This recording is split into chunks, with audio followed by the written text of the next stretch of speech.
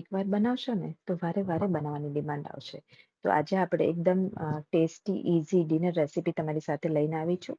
તો જ્યારે રસોડામાં ઓછું રહેવાનું મન હોય ત્યારે તમે ફટાફટથી બનાવી શકો. તો એકદમ યુનિક મસાલા સાથે આપણે ઉત્તપમ બનાવવાના છે અને 10 મિનિટની અંદર બની જાય એવા. તો એના માટે અહીંયા આપણે સોજી લીધેલો છે 2 કપ જેટલો. હવે 2 કપ સામે આપણે 1 કપ જેટલું ખાટું દહીં લીધેલું છે. અહીંયા મીડિયમ ખાટું દહીં હોય એવું લેવાનું. મોળું દહીં નહીં લેતા, તો રિઝલ્ટ સારું મળશે.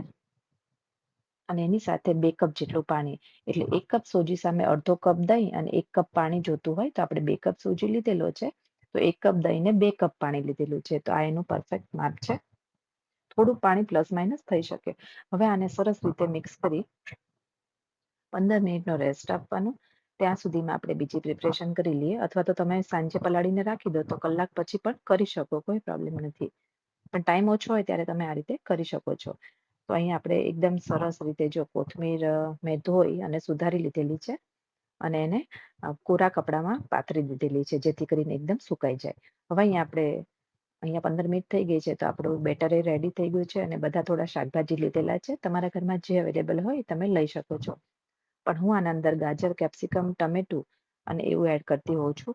અને તમારે જો ડુંગળી નાખવી હોય તો તમે એકદમ ઝીણી સુધારેલી ડુંગળી પણ અંદર એડ કરજો. પણ આમનામ પણ સરસ લાગતું હોય છે. ગાજરને અહીંયા આપણે છીણીને નાખેલું છે. તો એકદમ ઝીણું ઝીણું કહેવાય ને એવું આપણે સુધારી લીધેલું છે.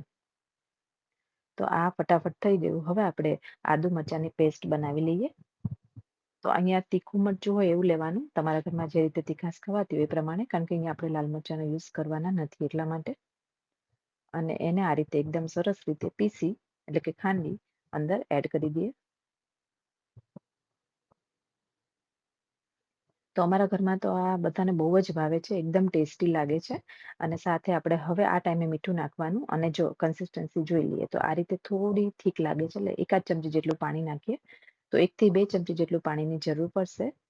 હવે એને સાઈડમાં રાખી દઈએ. હવે અડધી ચમચી જેટલો આપણે અહીંયા મીઠું, અડધી ચમચી લાલ મરચું અને અડધીથી 1 ચમચી જેટલો સાંભાર મસાલો લેવાનો. તો એકદમ યુનિક મસાલો આ રેડી થશે અને મિક્સ કરીને રાખી દઈએ. એ તમે અંદર છાંટશો ને એટલે એનો ટેસ્ટ એકદમ અલગ લેવલનો થઈ જશે એમ. હવે જ્યારે આપણે તવો ગરમ કરવા મૂકીએ ને ત્યારે જ તમારે એમાં ઈનો કે સોડા એડ કરવાનો. તો અહીંયા અડધી ચમચી જેટલો જ ઈનો એડ કરેલો છે અને મિક્સ કરી દઈએ. હવે આપણે તવો અહીંયા સરસ ગરમ થઈ ગયો છે તો તેલ નીચે પાથરી દઈએ. તો બહુ ઓછા તેલમાં હું બનાવું છું.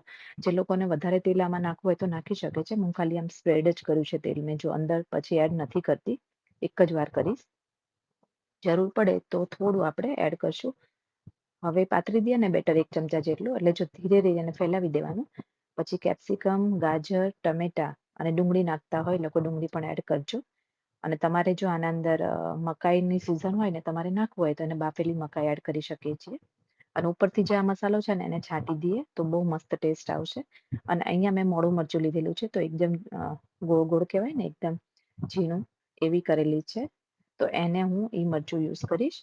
અને ઉપરથી કોથમીર નાખી અને થોડું ચમચીથી પ્રેસ કરીશ જેથી કરીને અંદર મસાલો એમનેમ રહેશે. પહેરવા ટાઈમે નીકળી ના જાય એટલા માટે. અને એને ઢાંકીને થોડી વાર રહેવા દઈએ. તો જો ઉપર બેટર છે દેખાય છે? એકદમ પાકી ગયું છે એવું લાગે છે. એટલે મીડિયમ ટુ લો ફ્લેમ પર કરવાનું. પછી પાછળની સાઈડ ફેરવવાનું. એ પહેલા ફેરવતા નહીં કાચું હોય ત્યાં સુધી. અને નીચે છે ને થોડો બ્રાઉન કલર આવવો જોઈએ. આ ફર્સ્ટ છે એટલે આવું તમને દેખાય છે. હમણાં હું તમને દેખાડું. હવે નીચેની સાઈડ ફેરવી ફરી આપણે થોડી વાર થવા દઈએ. એટલે જેથી કરીને નીચે એક દાજ પડશે લાઈટ બ્રાઉન જેવી. જો આવી રીતની થવી જોઈએ. તો અહીંયા મેં મીડિયમ ટુ લો ફ્લેમ રાખેલી છે. થોડી વાર એવું લાગે તો તમે મીડિયમ ફ્લેમ કરી શકો. અને એક સાઈડ ફેરવી બીજી સાઈડથી આ રીતે કરી લઈ લેવાનું. તો એકદમ ટેસ્ટી આપણો ઉત્તપમ રેડી થઈ જશે. હવે બીજો છે થોડો અલગ રીતે કરીએ છીએ. કારણ કે બાળકોને તો ભાવે એ રીતે પણ આપણે થોડો ટ્રાય કરીએ. તો અહીંયા આપણે સ્ટફિંગ રાખી દીધેલું છે. અને ઉપરથી કોથમીર અને હવે આને ઢાંકીને રાખીએ. હવે આમાં તેલ મેં બીજી વાર નાખ્યું નથી. હું આમનામ જ કરું છું. તેલ નાખવું હોય તો થોડું નાખી શકો. બટર નાખી શકો અથવા તો ઘીમાં પણ કરી શકો. તો જો એક સાઈડ ફેરવ્યું એટલે આ રીતે સરસ દાજ પડી. અને હવે આના ઉપર જો આ રીતે થઈ જાય ને નીચેથી પણ ચડી જાય ને એટલે પછી એમાં થોડું ચીઝ એડ કરી દઈએ. અને થોડા ચીલી ફ્લેક્સ. આમાં મેં લીલું મરચું નહોતું નાખ્યું પેલું. એટલે અહીંયા હું ચીલી ફ્લેક્સનો યુઝ કરીશ. જોઈને જ છોકરાઓ ખાવા દોડી આવશે. હવે એને ઢાંકીને થોડી વાર માટે થવા દઈએ. એટલે જો ઉપરથી ચીઝ સરસ મેલ્ટ થઈ જાય એટલે આપણે એને લઈ લેવાનો. તો એકદમ ટેસ્ટી એવો ઉત્તપમ બનીને રેડી થઈ ગયો છે. તો અમારા ઘરમાં બધાને બહુ ભાવે છે. તમારા ઘરમાં ભાવતો હોય તો કમેન્ટ જરૂરથી કરજો અને તમને આજનો મારો વિડીયો આ કેવો લાગ્યો એ પણ મને કમેન્ટમાં જરૂરથી કહેજો. તો આજે આપણે ઈઝી ડિનર રેસીપી જોઈ. હવે નેક્સ્ટમાં તમે કઈ જોવા માંગો છો એ પણ મને કમેન્ટ કરીને કહેજો. તો એ હું બનાવવાની પૂરી ટ્રાય કરીશ. હું તમને તોડીને દેખાડું કેવો બન્યો છે. અંદરથી એકદમ સરસ, થોડો નીચેથી ક્રિસ્પી અને આમ અંદરથી એકદમ સોફ્ટ બન્યો છે અને જાળીદાર બન્યો છે. તો જોઈને જ મોઢામાં પાણી આવી જાય એવો બન્યો છે.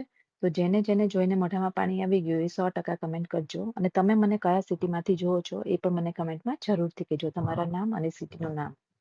તો ચલો ફરી મળીએ એક નવી રેસીપી સાથે. Thank you.